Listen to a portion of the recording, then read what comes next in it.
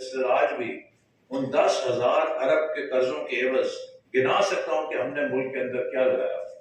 हमने 11,000 मेगावाट नई बिजली के मंसूबे लगाए, हमने 2,000 किलोमीटर की मोटरवेज बनाई।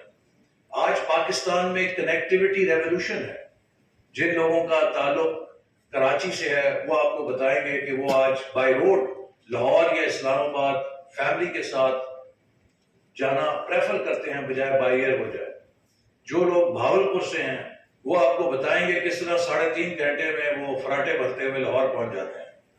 जिनका ताल्लुक सक्खर से है वो भी बताएंगे कि सक्खर से वो किस तरह इस्लामाबाद पहुंच जाते हैं मोटरवेज के जरिए।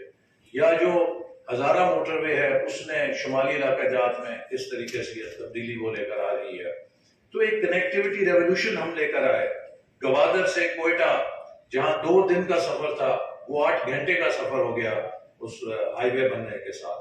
तो 10,000 अरब में अल्हम्दुलिल्लाह इंफ्रास्ट्रक्चर बना, एनर्जी के मंसूबे बने।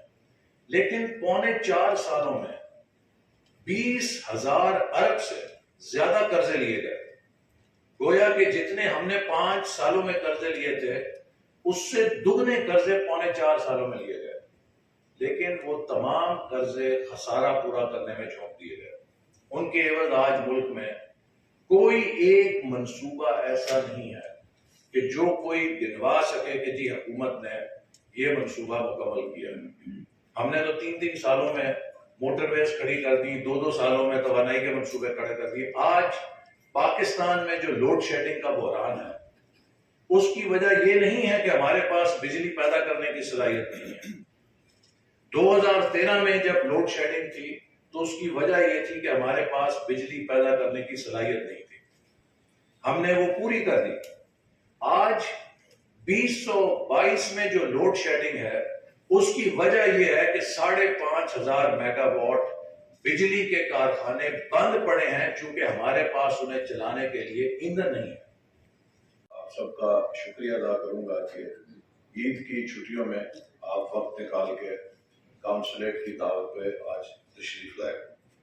चूंकि ये वो वक्त है कि जब लोग आपस में मिलते हैं या घरों में खुद ईद को एंजॉय करते हैं, तो आपने वक्त निकाला, इसके लिए मैं आपके लिए बेहद मशकूर हूँ। वापस जा रहा था तो मेरी ख्वाहिश थी कि पाकिस्तानी कम्युनिटी, ओवरसीज पाकिस्तानी जो पाकिस्तान का एक बेहद कीमती असासा है, उनसे इंगेजमेंट के बगैर जाना मेरी पब्लिक ड्यूटी से गफलत होगी और मैं ज़रूर कम्युनिटी के लोगों से मिलूँ और उनके ख्यालात से भी इस्तेफादा। अहम इश्यूज हों या मुल्की और गैर मुल्की शख्सियात की प्रेस कॉन्फ्रेंसेस, हर लम्हा बाखबर रहने के लिए हमारा YouTube चैनल सब्सक्राइब करें। बावसूख ज़राए से मुसद्दिक़ा खबरों, तज्ज़ियों और तबसरों से मुस्तफ़ीद होने के लिए अभी हमारी वेबसाइट को विजिट कीजिए। इसके साथ साथ आप हमें फेसबुक पर लाइक और फॉलो भी कर सकते हैं। इसके अलावा हर टाइम ओवरसीज पाकिस्तानियों के हालात और मसाइल के हल को जानने के लिए हमारी ऐप भी डाउनलोड कर सकते हैं। हम कर रहे हैं आपको हर लम्हा बाखबर, क्योंकि है 39 न्यूज़ पर आपका एतबार।